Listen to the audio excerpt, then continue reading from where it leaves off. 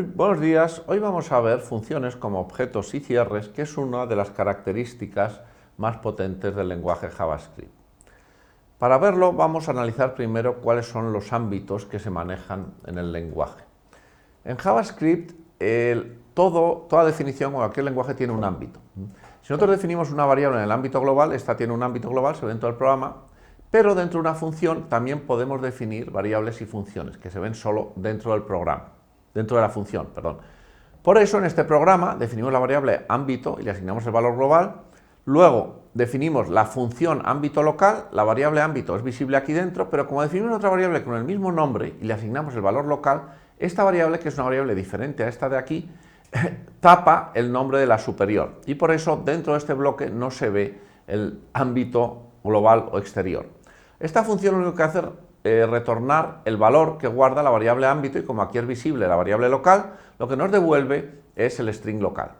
Por eso cuando nosotros inspeccionamos en el ámbito exterior aquí el valor de la variable ámbito, lo que obtenemos es el global, porque aquí en este entorno exterior tenemos la variable que hemos definido al principio. Y cuando invocamos la función ámbito local, que la invocamos, digamos, a través de los paréntesis, obtenemos el valor local, porque esta función, digamos, retorna el valor ámbito que pertenece o está asociado a esta variable de aquí. En las definiciones de variables y funciones locales hay que tener un aspecto en cuenta y es que tienen lo que se denomina visibilidad sintáctica, que es otros aspectos que no es está considerado no muy bueno en el JavaScript y que consiste en que si una variable se define en cualquier lugar del bloque de código de una función, esa definición es visible en todo el bloque de código, incluso antes de donde se ha definido. Y bueno, pues eso es un poco, desde el punto de vista de metodología de documentación y de programación, no es muy bueno y se recomienda que siempre todas las definiciones se definan al principio. Pero JavaScript es así y si alguien quiere hacer, lo puede hacer, aunque yo recomiendo que no lo haga.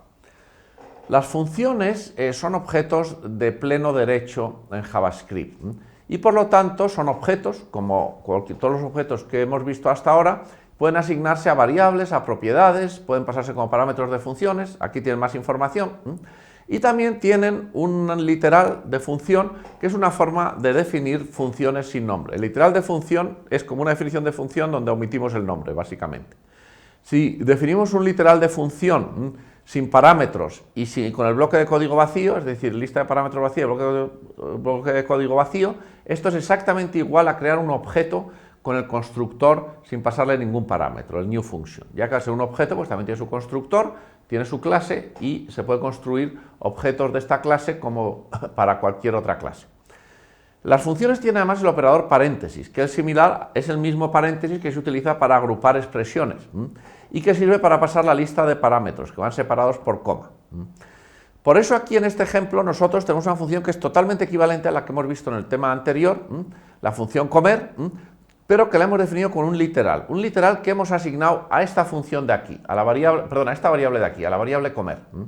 Entonces, este literal es la misma definición, pero quitando el nombre, y por lo tanto, digamos, como es exactamente igual y el nombre se lo da a la variable, funciona exactamente igual. Las dos formas de definir funciones son totalmente equivalentes y se pueden intercambiar. Unas tienen ventajas frente a otras en ciertos contextos y eso ya lo irán viendo a medida que conozcan mejor el lenguaje. El operador invocación de función es el operador que permite pues, transformar un código en una función ejecutándose. Ya que bueno, pues el bloque de código es lo que construimos con los literales de función y lo que asignamos a variables o pasamos como parámetros. Y una vez que a ese bloque de código le aplicamos el operador paréntesis, lo que hacemos es ejecutarlo y obtener el resultado de su ejecución. Vamos a verlo en este ejemplo de aquí. Aquí vamos a tener la misma función que en la transparencia anterior. Y esa función, comer, lo asignamos a la variable x. Entonces la variable x pasa a ser otra función que nosotros podemos ejecutar con el operador paréntesis pasándole los parámetros José come paella, como hacemos aquí. Entonces nos devuelve José come paella. Si pasamos x a x y ejecutamos x con los paréntesis sin parámetros, es decir, la lista vacía, obtenemos un defined, como en el caso anterior. Y además aquí diferenciamos, digamos, también, o sea, la variable i, aquí hemos asignado comer, es decir, hemos asignado el código y aquí comer paréntesis, es decir, la invocación de comer. Con lo cual a la variable i aquí lo que hacemos es asignarle el resultado de invocar la función, que sería undefined, undefined. Por eso la variable i contiene undefined, undefined, porque lo que le hemos asignado es el resultado de ejecutar la variable comer o la variable x, habría sido exactamente igual. Las funciones, como ya hemos dicho, pueden anidarse entre sí, y en este ejemplo lo ilustramos con una anidación de dos niveles, de alguna forma.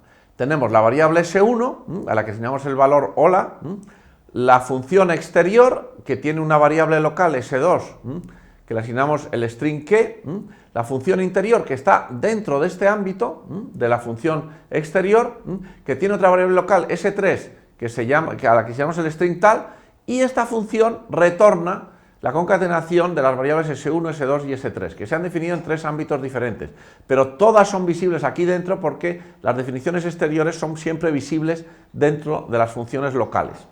Entonces, por eso esta concatenación se puede hacer aquí, lo podemos concatenar y obtendríamos el string hola, ¿qué tal? Entonces, la función interior devuelve el string hola, ¿qué tal? La función exterior devuelve la función interior, pero devuelve el código de la función interior, nada más, porque hemos puesto interior, hemos puesto solamente el nombre de la función interior, no los paréntesis. Y aquí lo que hacemos en el exterior es, digamos, ejecutar la función exterior. La función exterior nos devuelve, digamos, el código de la función interior, por eso esto nos devolvería un objeto función, un bloque de código.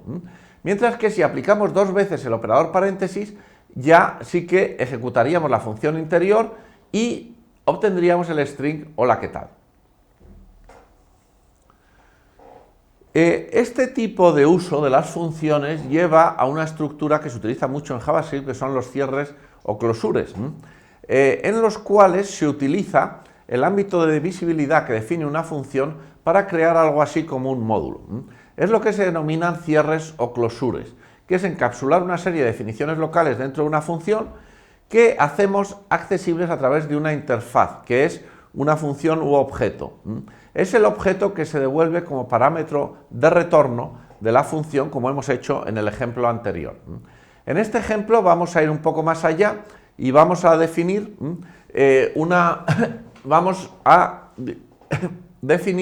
una closure muy sencillita, que se define a través de la variable entero único, es decir, en esa variable metemos un módulo. Un módulo es una función que nos devuelve un objeto, en este caso un objeto función.